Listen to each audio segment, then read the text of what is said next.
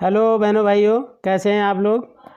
दोस्तों, जैसा कि आप जानते ही हैं कि मैं समय समय पर ताज़ा तरीन अपडेट लाता रहता हूं। दोस्तों, आज मैं एक नई अपडेट लाया हूं और वह है एक स्कॉलरशिप है जो लड़कियों के लिए है और जिसका नाम है DRDO scholarship scheme for girls. यह स्कीम सिर्फ़ और सिर्फ लड़कियों के लिए है और यह स्कीम के दो पार्ट हैं। पहला पार्ट UG अंडर ग्रेजुएट और दूसरा पार्ट पोस्ट ग्रेजुएट के लिए है।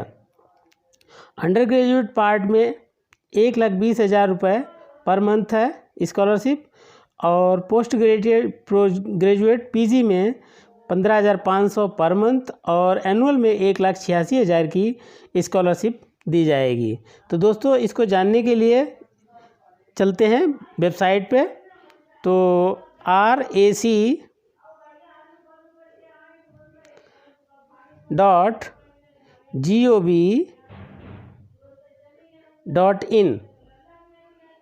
पर सर्च करेंगे और इसमें जो पहली वेबसाइट है खुल जाएगी, इसको ही टच करेंगे तो इस प्रकार से ये होम पेज खुल जाएगा और हम होम पेज खुल जाएगा तो इसको ऊपर की तरफ ले जाएंगे तो इसमें दिया है DRDO scholarship scheme for girls aerospace engineering, aeronautical engineering, space engineering and rocketry और एवियोनिक्स एयरक्राफ्ट इंजीनियरिंग। तो बिग एडवर्टीजमेंट हम देख लेंगे। तो हम आते हैं अप्लाई ऑनलाइन को हम टच करेंगे तो इस तरीके से एक फॉर्मेट खुल जाएगा। तो इसमें क्या करना है, सबसे पहले रजिस्ट्रेशन करना है, फिर अपना बायोडाटा फिल करना है, फिर अपलोड डॉक्यूमेंट करना है और उसके बाद लॉग कर देना है। तो रजिस्ट्रेशन करने के लिए सबसे पहले ईमेल डालेंगे, फिर मोबाइल पासवर्ड और रीटाइप पासवर्ड। तो इस प्रकार से ये खुल जाएगा। अब आते हैं इसका एडवर्टीजमेंट देख लेते हैं। तो एडवर्टीजमेंट पर हम टच करेंगे।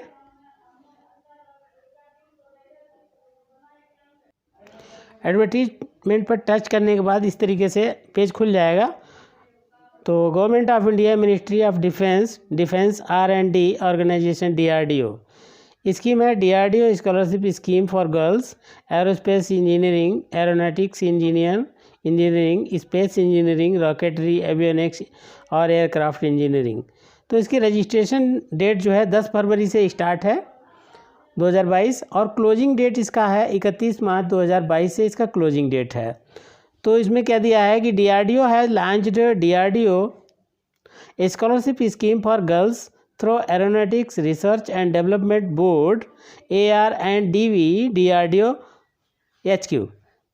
इन्होंने ये स्कीम लॉन्च की है और ये स्कीम जो है हर साल वैकेंसीज निकालती है। तो इसमें क्या है कि RAC invites online scholarship applications from the girls women students studying in the first year of under graduate BE BTech full time 4 year course. तो कहने का तात्पर्य है कि जो बालिकाएं या लड़कियां जो BE BTech या बैचलर ऑफ इंजीनियरिंग कर रही हैं उनके लिए ये स्कीम निकाली है और फुल टाइम कोर्स कर रही हैं, 4 वर्ष का कोर्स कर रही हैं और फर्स्ट ईयर में हैं तो वो इस फॉर्म में अप्लाई कर सकती हैं। और पोस्ट ग्रेजुएट में MTech ME 2 year full time degree course, 2 वर्ष का फुल टाइम डिग्री कोर्स कर रही हैं। DRDO scholarship scheme for girls aerospace engineering, aeronautical engineering और एवियोनिक्स इंजीनियरिंग। और इसमें कहने का तात्पर्य है कि जिसने एडमिशन 2021-22 में ले रखा है, मतलब 22 में फर्स्ट ईयर में है, तो वो इसमें प्रवेश ले सकता है। इसके बाद क्या है कि इसमें नंबर ऑफ़ स्कॉलरशिप जो अंडर ग्रेजुएट है उसमें 20 सीट हैं और इसका लेवल है अंडर ग्रेजुएट्स BE हो या BTech हो या BSc या इंजीनियरिंग कर रहा हो। तो इसमें अमाउंट कितना मिलेगा स्कॉलरशिप में, तो इसमें 1,20,000 पर ईयर अमाउंट मिलेगा। Annual fees which ever is less for a maximum period of 4 years, और ये हर वर्ष मिलेगा, प्रति वर्ष 1,20,000 रुपये मिलेगा, 4 वर्ष तक मिलेगा। अब इसमें आते हैं कि इसका एलिजिबिलिटी क्राइटेरिया क्या है, क्या इसमें रिक्वायरमेंट्स हैं। तो candidate must be an Indian national, मतलब कहने का तात्पर्य है कि भारतीय नागरिक होना चाहिए, और candidate should have got admission in the first year of current academic year 2021-22 of relevant BE BTech engineering. तो भाई ये बात आ गई कि कैंडिडेट को 2021 और 22 में एडमिशन लिया है, और उसमें फर्स्ट ईयर होना, इस वर्ष जो 22 में फर्स्ट ईयर में होना चाहिए। Candidate should have cleared JEE Mains, और कैंडिडेट को जेई मेंस का टेस्ट भी क्लियर होना चाहिए। और अगला इसमें एलिजिबिलिटी है, candidate should have valid JEE Main score, और जेई मेन स्कोर भी उसका कंप्लीट होना चाहिए। उसके बाद आते हैं कि पीजी में कितनी सीट्स हैं। तो पीजी में 10 सीट हैं, और इसके लिए क्या है कि लेवल है पोस्ट ग्रेजुएट या एमई, एमटेक, एमएससी इंजीनियरिंग, ये इसमें होना चाहिए। और इसमें अमाउंट कितना मिल रहा है, 15,500 पर मंथ इसमें मिल रहा है। तो और पूरे एनुअल में 1,86,000 रुपये मिलेगा, और वो 2 वर्ष के लिए मिलेगा। वही इसमें है कि candidate must be an Indian national, और भारतीय नागरिक होना चाहिए। Candidate should have secured admission in the first year current academic year 2021-22। Candidate को 2021-22 में एडमिशन में फर्स्ट ईयर में होना चाहिए, एमई या एमटेक में होना चाहिए, एमएससी में होना चाहिए। और candidate must have a second minimum 60% marks in qualifying exam graduation level, और ग्रेजुएशन लेवल में जो उसने बीई या बीटेक या बीएससी जो कर रखा है उसमें 60% उसके मार्क्स होने चाहिए। और आगे कह रहा है कि गाइडलाइन में AICTE MHRD in case whereas conversion formula not obtain, तो जहाँ पर फार्मूला नहीं है, 60% का परसेंटेज का फार्मूला नहीं है, तो वहाँ पर क्या है CGPA का फार्मूला होगा। तो वहाँ 6.75 for a 10 point scale, 10 point का स्केल है, उसमें 6.75 का स्कोर होना चाहिए। विल बी टेकन इक्विवेलेंट 60%, और ये जो है 60% के इक्विवेलेंट है। अगला है candidate should have a valid GATE. इसमें क्या, वहाँ अंडर ग्रेजुएट में जेई मेंस क्लियर होना चाहिए था, और यहाँ गेट क्लियर होना चाहिए। General attitude test engineering score भी होना चाहिए, जिसको गेट कहते हैं। General attitude test in engineering score आपका क्लियर होना चाहिए। उसके बाद आते हैं कि applicant should have ensure that eligibility criteria, मतलब आपका पहले इंश्योर हो जाएं कि आप जो सारे जो भी आपका क्राइटेरिया है एलिजिबिलिटी वो पूरा होना चाहिए। और क्या है, क्लोजिंग डेट एडवर्टीजमेंट, जो एडवर्टीजमेंट की क्लोजिंग डेट है उस डेट तक essential qualification and have JEE Mains और गेट, एक आपका स्कोर क्लियर होना चाहिए। The prescribed essential qualification are where minimum and mere positions of some does not guarantees the scholarship. और इसमें क्या है कि स्कॉलरशिप की गारंटी नहीं है। The scheme is free from any bond obligation, कोई बॉन्ड नहीं है। However the scholar of scheme will have be major final year project work preferably DRDO, और जो फाइनल प्रोजेक्ट है वो हो जाएगा उसके बाद में ये आपको मिलेगा।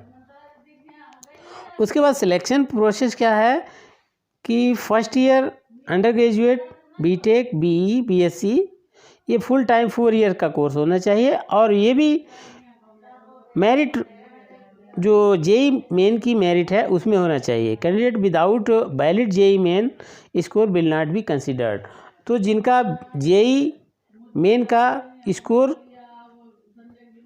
वैलिड नहीं है उनका मान्य नहीं है। उसके बाद first year post graduate ME MTech MSc scholarship, ये 2 ईयर की फुल टाइम कोर्स के लिए है। Will be based on valid GATE, तो यहाँ पर क्या है, गेट का जो स्कोर है वो वैलिड होना चाहिए। The candidate without valid GATE score will not be considered, जो जिनका गेट का स्कोर वैलिड नहीं है उनका इसमें वो एलिजिबल नहीं है। अब अगला एलिजिबिलिटी है कि during the period under scholarship, जब स्कॉलरशिप मिल रही है उस पीरियड में, चाहे पोस्ट ग्रेजुएट में हो या अंडर ग्रेजुएट में हो, scholars required to pass all the test, जितने भी जो परीक्षाएं होंगी, सेमेस्टर्स होंगे, उनमें क्या है क्लियरली पास होना चाहिए, वो भी 70% मार्क्स होने चाहिए, या जो CGPA है वो 7 पॉइंट होना चाहिए। तो the scholarship amount of the particular year will however not be disbursed those who are not able to test examination and successfully complete the academic year। तो कहने का तात्पर्य है कि जो बालिकाएं इस एग्ज़ाम को जो अपना कोर्स वर्क कर रहे हैं उस कोर्स वर्क में 70% अगर मार्क्स नहीं आते हैं या उसको कंप्लीट नहीं कर पाते हैं, तो जहाँ पर उनके अगर फेल हो जाते हैं तो वहीं से ये स्कॉलरशिप बंद कर दी जाएगी। The list of students discontinuity of scholarship would be forwarded to AR&DB from the institute for record। और जो ARD-DB की जो स्कॉलरशिप है, जो इंस्टीट्यूट है जहां आप अपना कोर्स कर रहे हैं, पढ़ाई कर रहे हैं, तो उसके रिकॉर्ड के अनुसार ही ये आगे मिलेगी स्कॉलरशिप। अब आता है condition of scholarship. Once scholarship is discontinued to a candidate it will be granted further. एक बार ये डिसकंटिन्यूड हो गई, it will not be granted further, तो ये एक बार अगर मिलनी बंद हो गई तो दोबारा इसको आगे नहीं बढ़ाया जाएगा। In spite of qualifying the eligibility in the latter year, आप क्वालिफाई कर लेते हैं अगले वर्ष में तो भी नहीं ये मिलेगा। तो इस प्रकार से ये सारी एलिजिबिलिटी हैं और इनको आप देख लेंगे। और उसके बाद क्या क्या डॉक्यूमेंट्स हैं, तो डॉक्यूमेंट्स के लिए attached A scan copy of each requesting candidate certificate, जो भी सर्टिफिकेट्स मांगे जाएं उसमें डॉक्यूमेंट्स में वो आपके स्कैन होने चाहिए। और rightly selected the scholarship applied for, जो इसके लिए अप्लाइड किया है। Upload recent passport size photo, ये 50 KB का होना चाहिए मैक्सिमम साइज, और आधार कार्ड का भी 500 KB का उसका स्कैन करके डालना है। और प्रूफ ऑफ एडमिशन ये भी होना चाहिए। फ़ीस डिटेल, जो फ़ीस वगैरह है उसका डिटेल होना चाहिए। सर्टिफिकेट फ्रॉम द इंस्टीट्यूट, और इंस्टीट्यूट का जो सर्टिफिकेट है वो भी आपको स्कैन करके अपलोड करना है। A print out of the finally submitted logged online application for your reference, और जो उसका जब आप पूरे एप्लीकेशन को लॉक कर देंगे, फाइनली जो सबमिट कर देंगे, उसके बाद उसका प्रिंट आउट भी ले लेना है। तो दोस्तों इस प्रकार से ये सारे कंडीशंस हैं, एलिजिबिलिटीज़ हैं, और अपना जो क्लोजिंग डेट तक आप इसका अपना फार्म को, एप्लीकेशन को भर सकते हैं। तो दोस्तों इस प्रकार ये सारी जो डिटेल्स हैं इनको जल्दी से भर लीजिए और मौका नहीं चूकना चाहिए। दोस्तों यदि आपको ये हमारी जानकारी पसंद आई है तो वीडियो को लाइक और शेयर करना नहीं भूलिएगा। और दोस्तों अगली वीडियो में फिर मिलते हैं नए कंटेंट के साथ, नए वीडियो के साथ। तो दोस्तों तब तक के लिए जय हिंद।